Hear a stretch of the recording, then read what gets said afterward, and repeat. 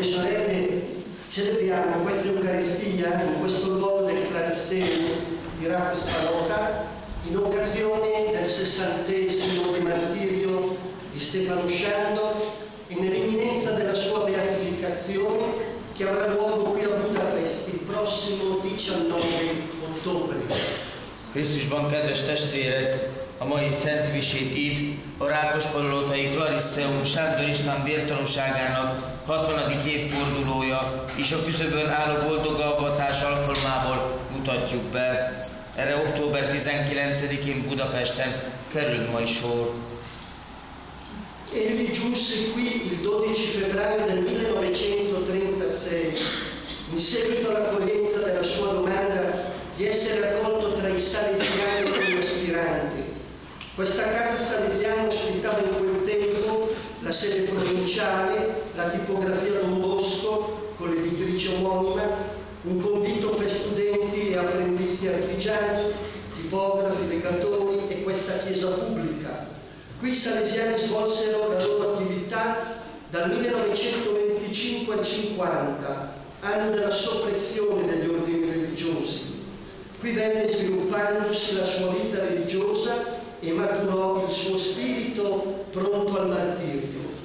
Sándor István 1936. február 12-én érkezett meg ide, miután elfogadták jelölti felvételi kérelmét a szaléziak közé. Ez a szaléziház adott otthon akkoriban a tartományfőnökségnek, a Don Bosco nyomdának és a hasonló nevű kiadónak, egy diákok és szakmunkás tanulók számára létesített kollégiumnak, valamint egy nyilvános templomnak is.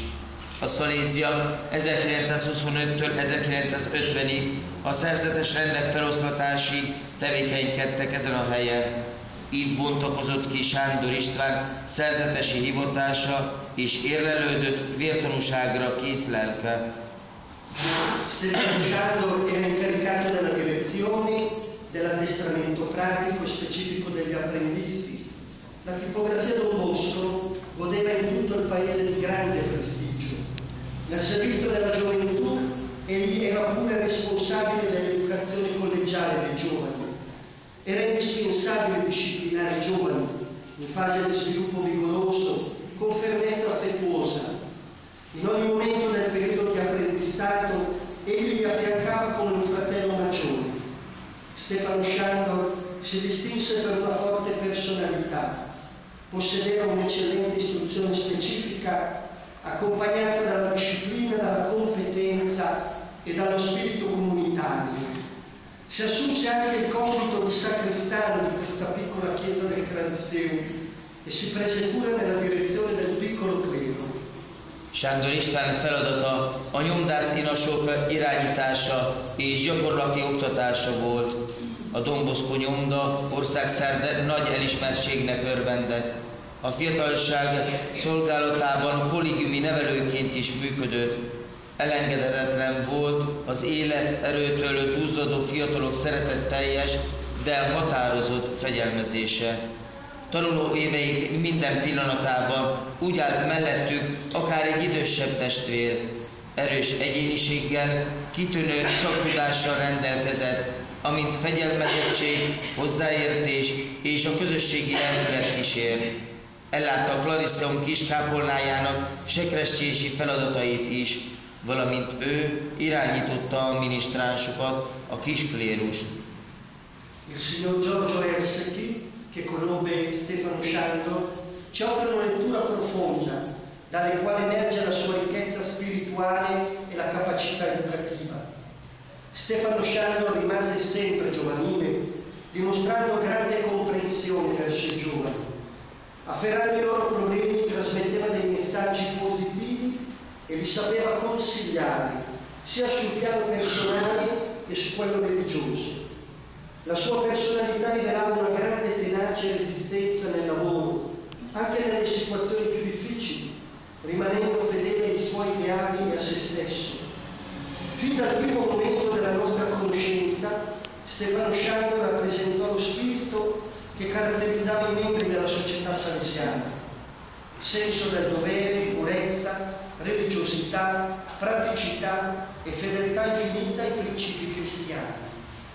Ismerőse, Érseki György értékes vallomásával szolgál nekünk, amelyből kidomborodik Sándor István lelki gazdagsága és nevelői tehetsége.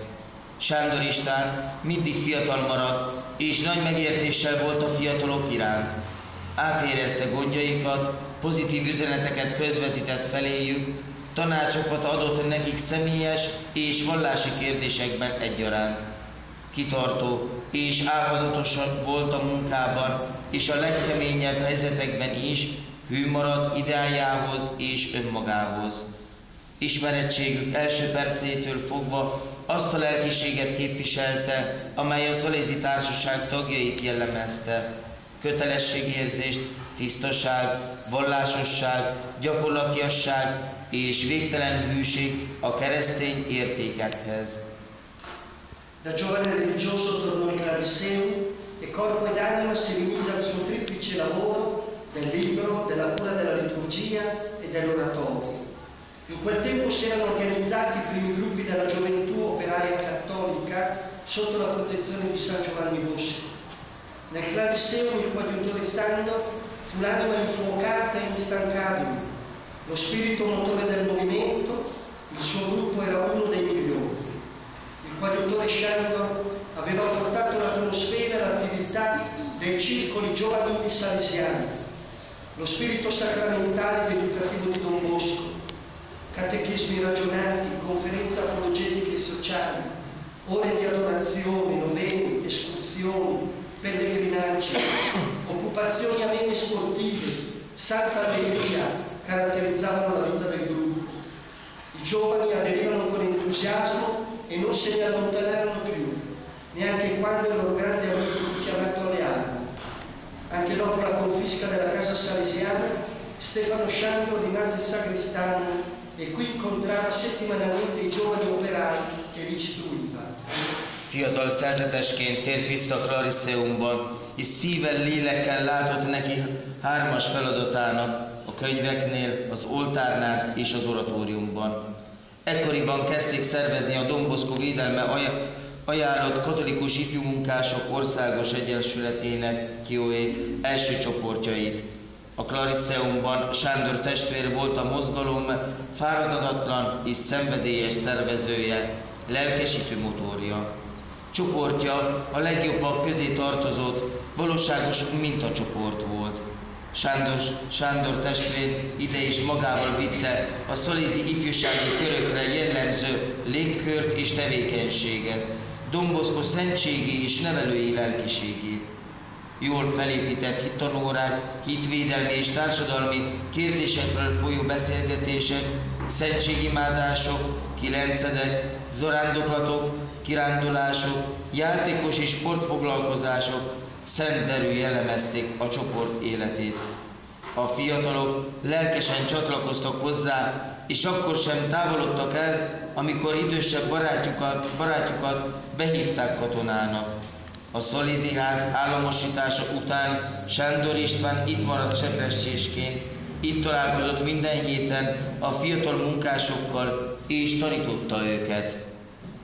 La parola di Dio di questa domenica ci racconta l'episodio del profeta Elia, che riporta in vita il figlio di una vedova di Saretta di Sidone, e nel brano evangelico Gesù, che fa risorgere il figlio della vedova di Nain. Sia il profeta Elia, uomo di Dio, che Gesù, il Signore della vita, riaffermano il grande valore della vita, soprattutto della vita secondo lo Spirito. Nel Vangelo di Luca risalta la predilezione di Gesù per le categorie più emarginate, come la vedova che vede venire a mancare l'unico figlio. A mai olvasmány Illés próféta életéből mesél el egy epizódot, aki visszahozza az életben a szidoni Szareptábeli özvegyasszony fiát.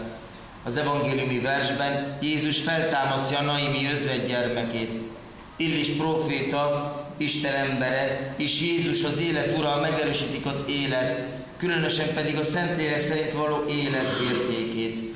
Lukács evangéliumában megmutatkozik Jézus rendkívüli szeretete a legkitaszítottabb emberi sorsok iránt, mint amilyen a fiatal, elvesztő özvegyasszonyé is. Mi piace vedere il giovane Stefano Sciando che cammina con i discepoli di Gesù nel corteo della vita che si incontra con il corteo della morte che accompagna il figlio della vedova alla sepoltura. La comunità cristiana guidata da Gesù va incontro alla comunità umana e ne cambia le sorti, testimoniando e annunciando la forza del Vangelo rispetto a tutti i cortei di morte che segnano la storia dell'umanità. Nagy öröm számomra látni a fiatal Sándor István, amint Jézus tanítványaival együtt lépd el az élet ünnepélyes menetében, amely összetalálkozik a halál felvonulásával, ami az özvegy asszonyi fiát kíséri a sírba. A keresztény közösség Jézus vezetésével eléje megy az emberi közösségnek, és megváltoztatja annak sorsát azáltal, hogy az emberi történelmet végig kísérő halálmenetekkel szemben az evangélium erejét hirdeti és tanúsítja.